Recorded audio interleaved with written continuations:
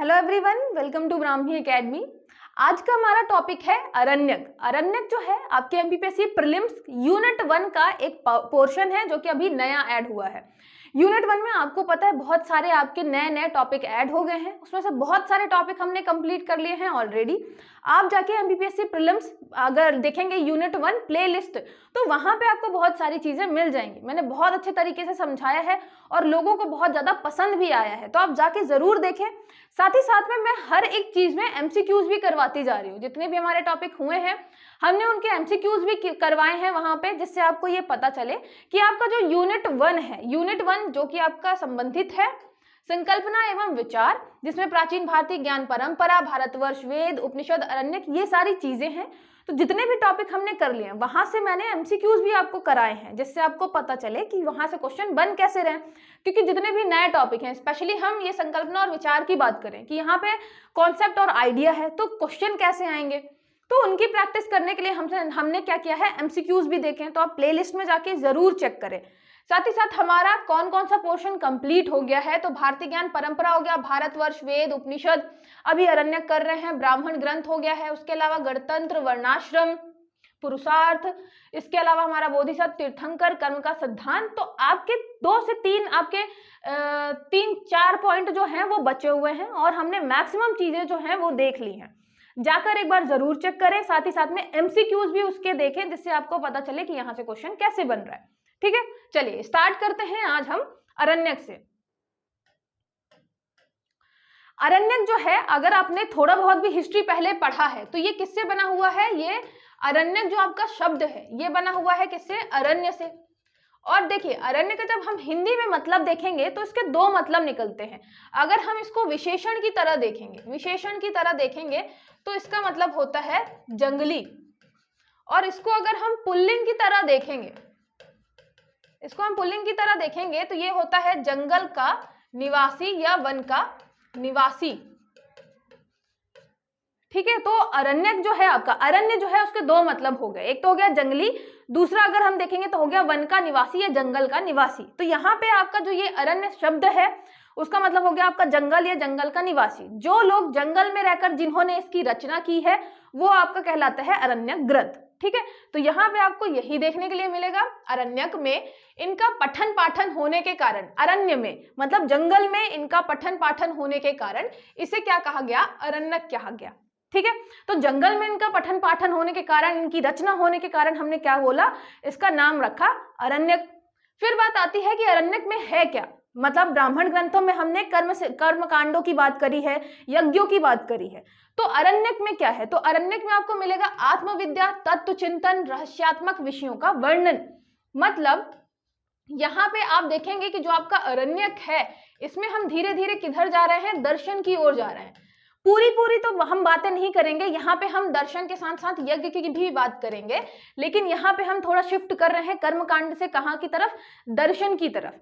ठीक है, तो याद रखिएगा जो आपका अरण्यक है वो एक ब्रिज की तरह कार्य करता है, एक पुल की तरह कार्य करता है ब्राह्मण ग्रंथ और अरण्यक आपके उपनिषद के बीच। उपनिषद में पूरा का पूरा आपका क्या मिलेगा, दर्शन मिलेगा।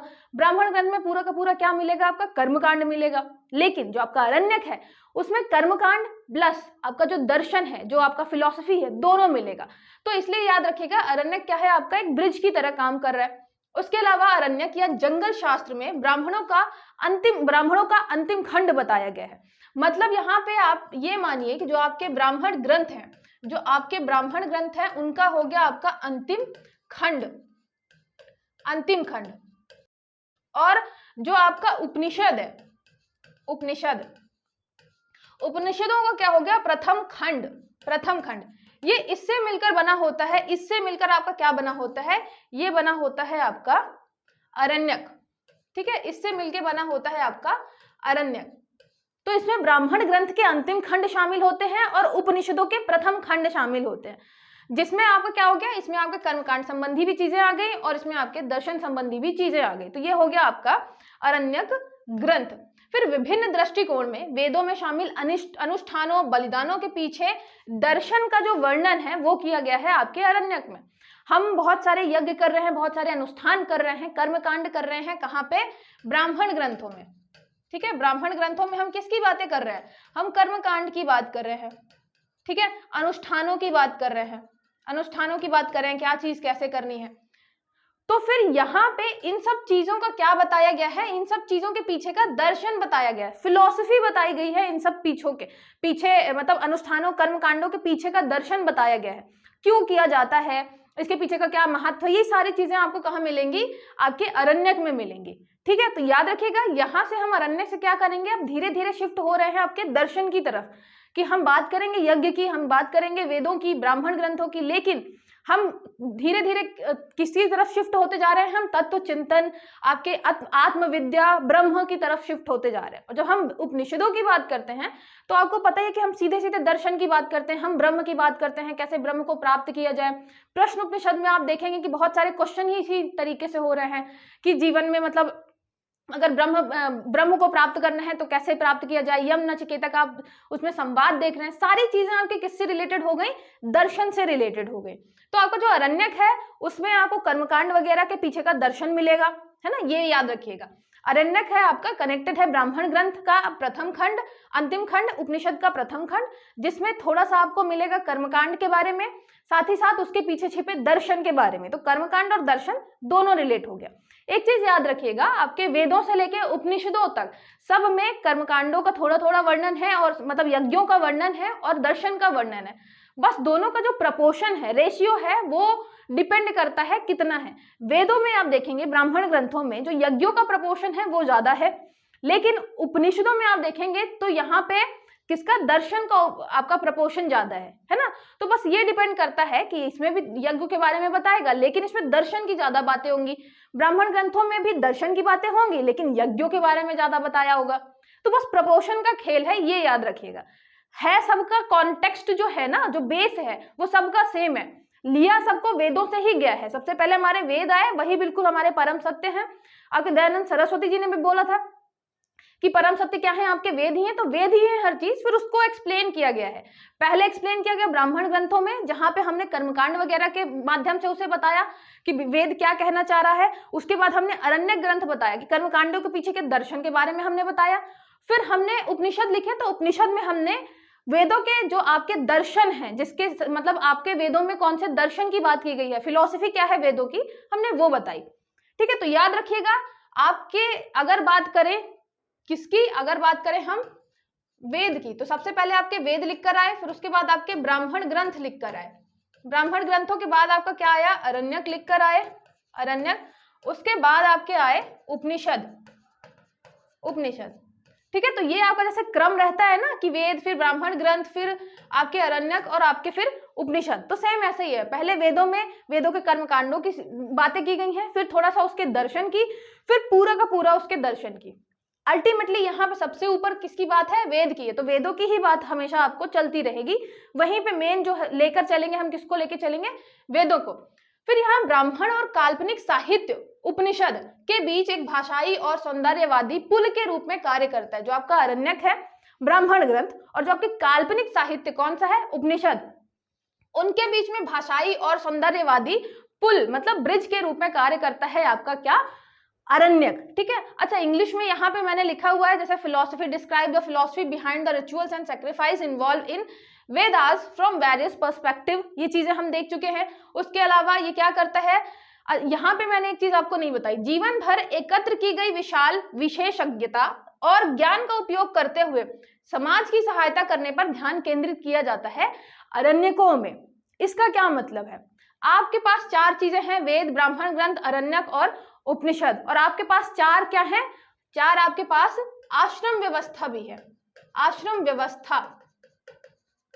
तो इसको रिलेट किया गया है पूरा का पूरा आश्रम व्यवस्था से कि जब आप वेद, जब आप कब होंगे यहाँ पे, आप ब्रह्मचर्य का पालन कर रहे होंगे, ब्रह्मचर्य का, तो आप क्या पढ़ेंगे, आप वेद पढ़ेंगे, वेदों का अध्ययन करेंगे। उसके बाद ब्राह्मण ग्रंथ का वेद, आप ब्राह्मण ग्रंथों का आप कब पाठ करेंगे, अध्ययन कब करेंगे, जब आप गृहस्थ आश्रम में जाएंगे, तो गृहस्थ आश्रम में हो गया आपका ब्राह्मण ग्रंथ। उसके बाद अरण्य का अध्ययन कब करेंगे, जब आप जाएंगे वानप्रस्थ आश्रम में। ठीक है, फिर उपनिषद का अध्ययन कब करेंगे, जब जाएंगे आप संन्यास आश्रम में। तो ये ऐसे कनेक्टिविटी बनाई गई है कि चार हमारे क्या हो गए, वेद, ब्राह्मण ग्रंथ, आरण्यक, उपनिषद, ऐसे ही हमारे चार क्या हो गए, आश्रम व्यवस्था हो गई, ब्रह्मचर्य, गृहस्थ, वानप्रस्थ और संन्यास। तो ये हो गया कि जब हम आपके किसमें हैं, ब्रह्मचर्य का पालन कर रहे हैं तो वेदों का अध्ययन करेंगे, गृहस्थ का पालन कर रहे हैं तो ब्राह्मण ग्रंथों का करेंगे, जैसे आप ब्राह्मण ग्रंथों में यज्ञ वगैरह देखेंगे तो गृहस्थ जीवन में भी बहुत सारे यज्ञ करने होते हैं। उसके बाद फिर वानप्रस्थ आता है, वानप्रस्थ अभी हमने बताया वेदों के साथ साथ किसकी बात करता है, दर्शन की बात करता है ना। तो ये हो गया किससे, अरण्यक से रिलेटेड। फिर उपनिषद में सीधे सीधे आपको सिर्फ दर्शन मिलेगी, तो ये हम संन्यास आश्रम में कर रहे होते हैं।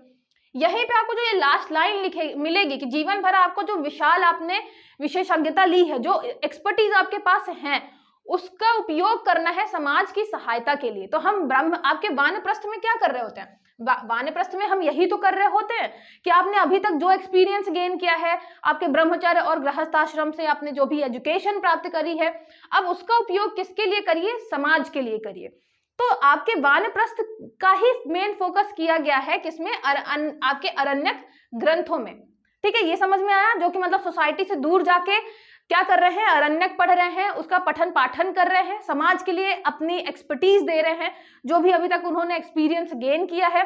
तो ये सारी चीजें आपके अरण्यक से रिलेटेड हो गई। ठीक है, तो अरण्यक रिलेटेड है आपका वानप्रस्थ आश्रम से। यहाँ पे हम बात कर रहे थे कि ब्राह्मण और आपके उपनिषद के बीच जो कनेक्टिविटी है, जो पुल है, वो बनाता है अरण्यक।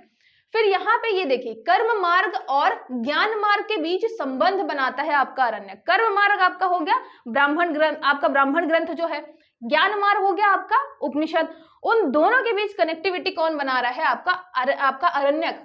ये हो गया आपका ब्राह्मण, कर्म मार्ग ब्राह्मण ग्रंथ, ज्ञान मार्ग उपनिषद।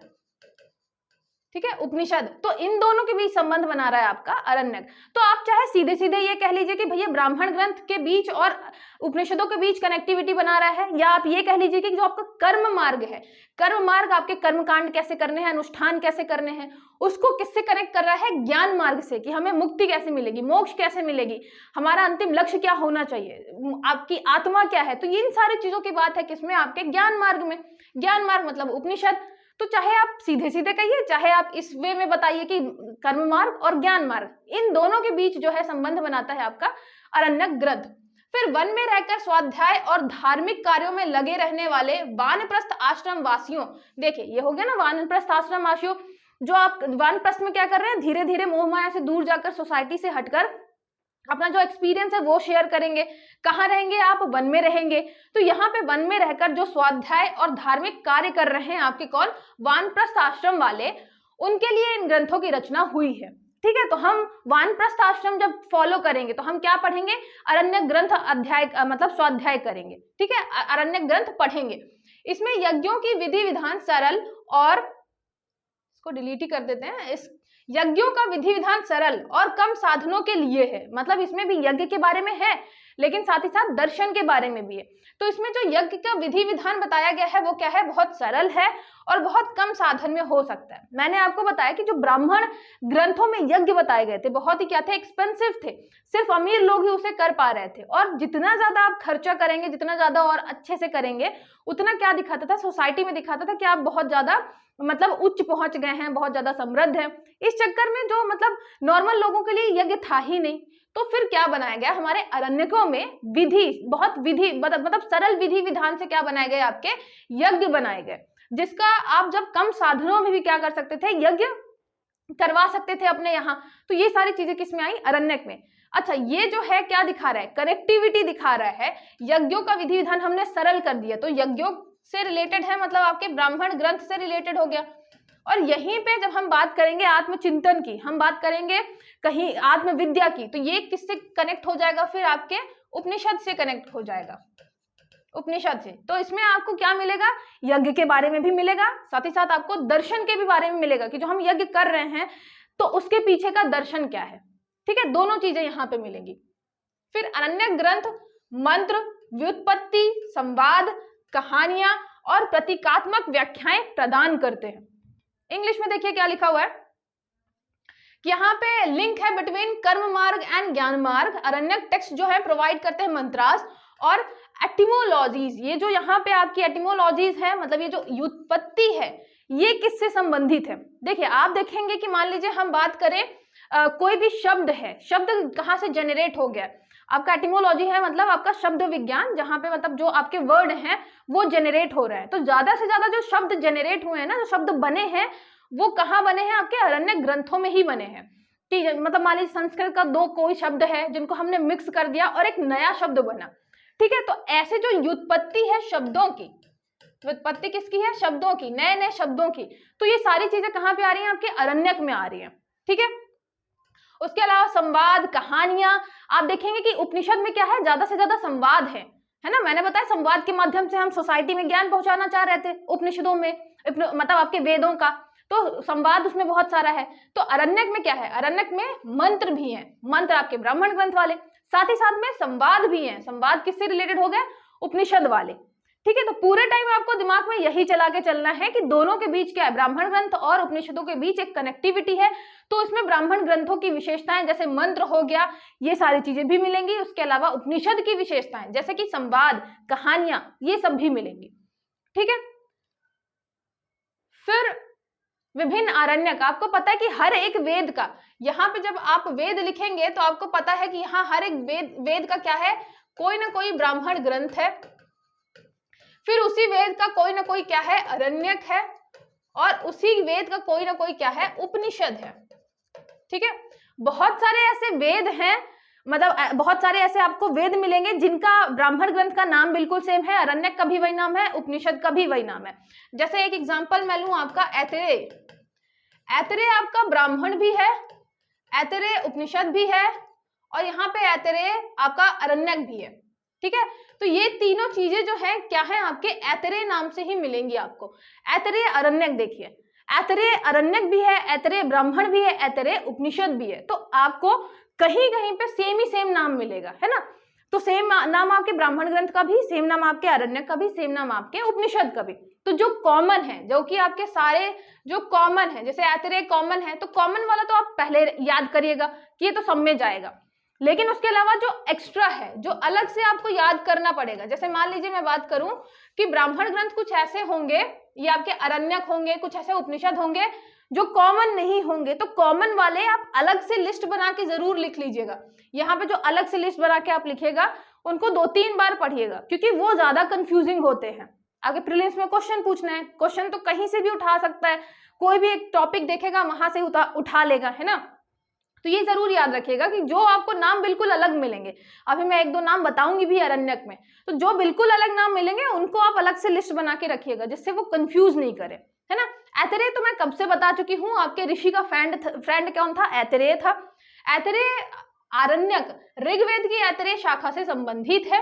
अच्छा, ये भी याद रखना है आपको कि जब हम शाखाएं पढ़ते हैं अलग अलग वेदों की, तो किसी ना किसी शाखा से कोई ब्राह्मण ग्रंथ संबंधित होता है, उसी से आपका अरण्यक हो गया, उसी से आपका उपनिषद हो गया। तो जो ऐतरेय शाखा है उसी से रिलेटेड है आपका अरण्यक, ऐतरेय अरण्यक। फिर कौशितकी अरण्यक, आपका कौशितकी क्या है, एक और शाखा है ना। तो कौशितकी जो है ऋग्वेद की कौशितकी और संखायन शाखाओं से संबंधित है। तो कौशितकी और संखायन जो शाखा है ऋग्वेद की, उसका अरण्यक ग्रंथ कौन हो गया, तो ये हो गया कौशितकी अरण्यक। नाम सेम ही है, तो मुझे नहीं लगता कि याद करने में प्रॉब्लम होगी, है ना। फिर हो गया आपका कुरु, पांचाल, मत्स्य, काशी, विदेह जनपद का वर्णन है। ये जो आपका संखायन, यहाँ पे हम बात कर रहे हैं आपके कौशितकी अरण्यक की, यहाँ पे आपको जनपदों के बारे में मिलेगा। जनपद जैसे पांचाल हो गया, कुरु हो गया, मत्स्य हो गया, तो इनके बारे में आपको जानकारी मिलती है कहाँ पे, अरण्यकों में। ठीक है, तो ये भी याद रखिएगा कि यहाँ पे अलग अलग जो आपके उस टाइम पे फेमस राजा थे, उसके अलावा जो आपके फेमस जनपद हुआ करते थे, उनके बारे में भी जानकारी मिलती है आपको अरण्यकों में। ठीक है, फिर ये हो गया आपका डिफरेंट अरण्यकाज। फिर ऐतरेय अरण्यक बिलोंग टू ऐतरेय आपके शाखा ऑफ ऋग्वेद। फिर Kaushitaki Aranyak belong to Kaushitaki and संखायन शाखा ऑफ ऋग्वेद। ये आपको बता दिया गया डिस्क्रिप्शन किसका किसका मिल रहा है।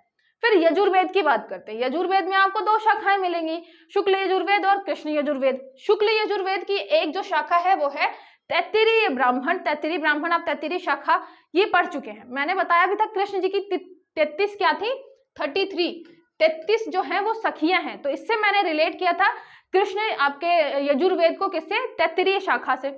तैत्तिरीय में हो गया आपका तैत्तिरीय अरण्यक। इसमें क्या है, यज्ञोपवीत का महत्व बताया गया है। जो आपका यज्ञोपवीत होता है उसका महत्व बताया गया है। यज्ञोपवीत धारण करके यज्ञ पठन करते हैं, यह सब यज्ञ की श्रेणी में आता है। अगर आप यज्ञोपवीत धारण करके कोई यज्ञ करते हैं या पठन करते हैं, कोई भी काम कर रहे हैं ना, तो वो आपका क्या हो जाएगा, यज्ञ की श्रेणी में ही आएगा। इतना इंपॉर्टेंट माना गया है यज्ञोपवीत। तो यहाँ पे आप देखेंगे दर्शन की बात भी की गई है कि कैसे हर चीज को रिलेट किया गया है आपके फिलॉसफी से, दर्शन से। साथ ही साथ हमने कुछ कर्मकांड भी बताए हैं, जैसे यज्ञोपवीत का महत्व बताया है, यज्ञोपवीत धारण करना चाहिए कितना ज्यादा इंपॉर्टेंट है। तो ये आपका समझ में आ गया ना, ब्राह्मण ग्रंथ से भी रिलेटेड है और उपनिषद से भी रिलेट हो गया।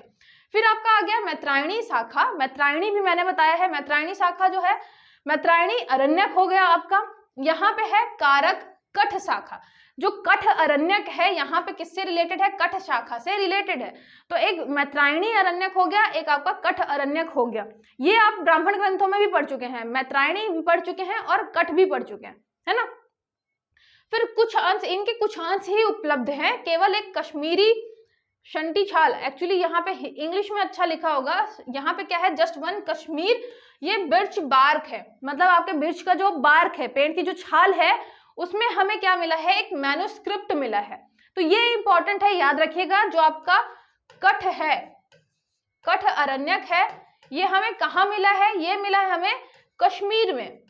और कश्मीर में कहाँ मिला है, जो आपके पेड़ की छाल होती है, बिर्च बार्क जो है, जो आपके पेड़ की छाल है, पेड़ की छाल, उसमें हमें क्या मिला है, एक मैन्युस्क्रिप्ट मिला है ना। तो यहाँ पे पांडुलिपि मिली है, यहाँ पे छाल को कर सकते हैं, पेड़ की छाल पर क्या मिली हमें, एक छाल पर पांडुलिपि मिली है। पांडुलिपि मतलब मैन्युस्क्रिप्ट मिला है, जिसमें हमें कठ अरण्य के बारे में पता चलता है। मतलब आप देखेंगे, हम एक तो जब बात करेंगे पांचाल की, कुरु की, विदेह की, तो हमें एक रीजन पता चल जाएगा कि इतने रीजन में फैला हुआ था उस टाइम पे जो लोग थे आपके। उसके अलावा हमारे कश्मीर के बारे में भी हमें पता चलता है, मतलब हमारे कश्मीर तक ये सारी चीजें फैली हुई थी, हमारी संस्कृति उस टाइम पे फैली हुई थी, है ना। तो वो रीजन भी दिखाती है कश्मीर वाला, कि हमें कश्मीर में क्या मिला है, कश्मीर में हमें एक बिर्च बार्क मैन्युस्क्रिप्ट मिला है, एक हमें पेड़ छाल का क्या मिला है, पांडुलिपि मिला है। किससे रिलेटेड, आपके कठ अरण्यक से रिलेटेड। तो याद रखिएगा, छोटा सा फैक्ट है बस ये, ठीक है। फिर हो गया आपका शुक्ल यजुर्वेद। अभी हमने कृष्ण यजुर्वेद पढ़ा, कृष्ण में आपने पढ़ा कौन सा, 33 आपकी क्या है, सखियां हैं कृष्ण जी की। उसके अलावा मैत्रायणी जो है कृष्ण जी की, वो भी सखी है। और एक आपने पढ़ा कठ शाखा, ठीक है। अब आ गया शुक्ल यजुर्वेद। शुक्ल यजुर्वेद में आप पढ़ते हैं बृहदारण्यक। बृहदारण्यक उपनिषद भी आपने पढ़ा है। और आपने यहाँ पे हो गया आपका बृहद और अरण्यक तो जुड़ा ही हुआ है ना। तो बृहद अरण्यक है आपका एक, इसमें माध्य दिन संस्करण में 9 खंड है, जिसमें अंतिम 6 जो है वो बृहदारण्यक उपनिषद है। मतलब ये जो आपका पूरा बृहदारण्यक है, उसी में आप देखेंगे कि शुरू में क्या है, आपका अरण्यक बताया गया है, अरण्यक है, और लास्ट में आपको क्या मिलेगा, आपको मिलेगा उपनिषद, उपनिषद लास्ट में। मतलब ये याद रखिएगा कि जो आपके जैसे मान लीजिए ब्राह्मण ग्रंथ हो गया, तो ब्राह्मण ग्रंथों का जो अंतिम खंड होता था, उपनिषदों का जो प्रथम खंड होता था, वो उसको ही हम अरण्यक बोलते थे, ठीक है। तो यहाँ पे आपको जितने भी उपनिषद मिलेंगे और जितने भी ब्राह्मण ग्रंथ मिलेंगे, उन सब में आपको कुछ ना कुछ पार्ट मिलेगा, किसका, अरण्यक का। जैसे बृहदारण्यक में नाम ही अरण्यक हमने रख दिया, बृहद अरण्यक, ठीक है। तो यहाँ पे आपका जो संस्करण है, माध्य दिन संस्करण, जब मैंने आपको पढ़ाया है डिटेल में शुक्ल यजुर्वेद वगैरह, तो मैंने एक आपको शाखा भी बताई है, माध्य दिन वाली शाखा बताई है। तो वहां पे जब आप जाएंगे तो ये रिलेट हो जाएगा। याद क्या करना है इसमें, याद ये करना है कि बृहदारण्यक क्या है, एक अरण्यक है जो कि माध्य दिन संस्करण से संबंधित है, शुक्ल यजुर्वेद की शाखा है ना। ये याद रखिएगा, जो आपका बृहदारण्यक है, बृहद जो है वो किससे रिलेटेड है, आपके शुक्ल यजुर्वेद से रिलेटेड है ना, शुक्ला जी से रिलेटेड है बृहदारण्यक। फिर यहाँ पे सामवेद की बात करते हैं। जो मैंने आपको बोला था स्टार्टिंग में कि अगर नया नाम मिलता है, जैसे ये है तलवकार या तालवकार, जो भी है इंग्लिश में TA ही लिखेंगे आप, तालवकार या जैमिनी शाखा, तो आप एक आपको बस नया नाम मिलेगा अरण्यक में, वो कौन सा है, तालवकार अरण्यक। ये याद रखिएगा ना, ये इंपॉर्टेंट है क्योंकि बिल्कुल अलग नाम है। ये आपका ब्राह्मण और उपनिषद, इससे रिलेटेड नाम कोई सा भी नहीं है, बिल्कुल अलग नाम है, क्या है, तालवकार। तालवकार को आप क्या कर सकते हैं, तलवार से भी कर सकते हैं, तलवार, तलवार अरण्यक जो है, तो तलवार अरण्यक हो गया। वो क्या है, या फिर जैमिनी आपका उपनिषद। तो ये दोनों जो आपको पता है, अरण्यक, उपनिषद, ब्राह्मण, सभी एक दूसरे से रिलेटेड ही होते हैं। तो यहाँ पे तलवार जो या तलवकार जो उपनिषद है वो किससे रिलेटेड है, जैमिनी शाखा से रिलेटेड है, ये याद रखिएगा। जो आपकी जैमिनी है ये याद रखिएगा, गाना बहुत अच्छा गाती है, मतलब सामवेद से संबंधित है। तो जैमिनी गाना अच्छा गाती है, तलवार भी अच्छा चला लेती है, तो ये हो गया आपका तलवकार अरण्यक। तलवकार अलग नाम है, तो इसलिए आप इसको जरूर याद रखिएगा। इसके अलावा इस पाठ का एक भाग जो है वो केन उपनिषद से भी संबंधित है, मतलब आपका जो तलवकार अरण्यक जो है वो केन उपनिषद से भी संबंधित है। इसके अलावा जैमिनी उपनिषद से भी संबंधित है। जैमिनी हो गया, केन हो गया, किससे रिलेटेड है, आपके सामवेद से रिलेटेड है, ठीक है, ये भी याद रखिएगा। तो आपकी जैमिनी है, तलवार अच्छा चला लेती है, गाना भी अच्छा गा लेती है, तो जैमिनी उपनिषद, तलवार मतलब तलवकार अरण्यक, उसके अलावा गाना अच्छा गाती है मतलब आपका सामवेद, ठीक है। इसके अलावा इसका महत्व जो है, पुरातन भाषा, इसकी जो भाषा है याद रखिएगा, तलवकार अलग है इसलिए इसके बारे में थोड़ा डिटेलिंग जाननी भी जरूरी है। इसकी पुरातन भाषा, शब्दावली, ये आपका व्याकरणिक रूप, ऐसे ऐतिहासिक और देवशास्त्रीय आख्यान हैं जिनमें बहुविधि प्राचीन विश्वास तथा रीतियां, मतलब आपका जो तलवकार अरण्यक है उसमें बहुत सारी चीजें हैं, व्याकरण से संबंधित है, बहुत पुरानी भाषा है, शब्दावली है। मैंने आपको बताया नए नए शब्द जो है उनका यहाँ पे क्या हुआ था, खोज हुई थी, उत्पत्ति हुई थी। उसके अलावा ऐतिहासिक और देवशास्त्रीय आख्यान भी है, बहुत सारे आख्यान भी हैं, क्योंकि उपनिषद से भी रिलेटेड होता है तो आख्यान भी होते हैं इसमें। इसके कारण क्या हो गया है, बहुविधि प्राचीन विश्वास और रीतियां वो भी इसमें क्या है, सुरक्षित है आपके तलवकार अरण्यक में। बहुविधि अगर हम बात करें प्राचीन विश्वास और यहाँ पे रीतियों की, तो वो क्या है, जैसे कि अति मानवीय शक्ति पाने के लिए चिता भस्म के समीप अनुष्ठेय, मतलब इसमें जो है वो क्या इंक्लूड किया गया है, अगर आपको अति मानवीय शक्ति प्राप्त करनी है या अगर आपको दैवीय शक्ति प्राप्त करनी है तो आपको क्या करना चाहिए, आपके पास चिता जो भस्म है उसके पास बैठना चाहिए, चिता के पास, मतलब बहुत सारी चीजें उसमें ऐसी रीतियां हैं, जो हम ये बात करें ना रीतियां, ऐसी बहुत सारी रीतियां हैं, रिचुअल्स हैं, ऐसे बहुत सारे क्या है, प्राचीन विश्वास हैं जिनका वर्णन तलवकार अरण्यक में है। मतलब एक तरफ हम क्या बात कर रहे हैं हम कर्मकांडों की, दूसरी तरफ हम बात कर रहे हैं अति मानवीय शक्ति पाने के लिए, कि अगर हमें बहुत ज्यादा शक्ति चाहिए है, बहुत पावर चाहिए है, तो हम कैसे प्राप्त कर सकते हैं, तो फिर उसमें विधियां भी बताई गई हैं। तो थोड़ा कहीं ना कहीं किससे रिलेटेड है, आपके मतलब काल्पनिक चीजों से, और उसमें भी ऐसा मान लीजिए शक्ति वगैरह से रिलेटेड है, कि अगर आपको जो बहुत पावर चाहिए है, बहुत ऐसे मतलब निगेटिव ऑरा से भी रिलेटेड है ना, जो आपका, आप शमशान में जाइए और कैसे वहां से आप शक्ति प्राप्त कर सकते हैं, तो ये सारी चीजों का वर्णन किससे है, आपके तलवकार अरण्यक से, ठीक है। तो याद रखिएगा, इसकी पुरातन भाषा है, इसमें बहुत सारे देवशास्त्र वाले आख्यान भी हैं, तो देवशास्त्रीय आख्यान हो गया। उसके अलावा इसमें ऐसी प्राचीन विश्वास और रीतियां हैं, जैसे कि आप अतिमानवीय शक्ति कैसे प्राप्त कर सकते हैं, इन सारी चीजों का वर्णन है।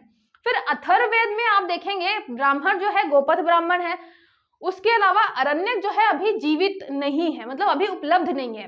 पहले के टाइम पे हुआ करता था अरण्यक, सीधी बात है, अथर्ववेद का रहा ही होगा, लेकिन आप देखेंगे कि कोई भी अभी आज के टाइम पे उपलब्ध नहीं है अथर्ववेद से संबंधित, ठीक है। ये हमने वही इंग्लिश में देख लिया सारी चीजें। तलवकार अरण्यक जो है Jaimini Upanishad Brahmana a part of this text the Kena Upanishad से रिलेटेड है, ठीक है, केन उपनिषद से रिलेटेड है। तो आपको जो अरण्यक है, अल्टीमेटली इतना सारा जो आपने ज्ञान प्राप्त किया उससे समझ क्या आया, उससे आपको क्या करना है, बेसिक ही चीजें समझनी है। अरण्यक में ज्यादा कुछ है नहीं समझने के लिए। एक तो ये समझना है कि ये भाई ब्राह्मण जो आपके ग्रंथ हैं, ब्राह्मण ग्रंथ और जो आपका उपनिषद है, उपनिषद उसके बीच क्या कर रहा है, कनेक्टिविटी की बात कर रहा है। अब यहीं पे अगर क्वेश्चन आ जाता है कि हम अगर कर्म मार्ग की बात करें और ज्ञान मार्ग की बात करें तो उसके बीच जो है कनेक्ट कौन करता है, तो आपके अरण्यक करते हैं। इसके अलावा अगर क्वेश्चन आता है कि किसी ऐसे कौन से आपके ग्रंथ हैं जिसमें दर्शन की भी बात की गई है, साथ ही साथ यज्ञ और कर्मकांडों का भी बात किया गया है, तो वो कौन से हो गए, आपके अरण्यक हो गए, क्योंकि कर्मकांड इसके उठाए हैं और दर्शन इसका उठाया है। कर्मकांडों के पीछे का दर्शन क्या है, ये भी आपके अरण्यक से संबंधित हो गया, ठीक है।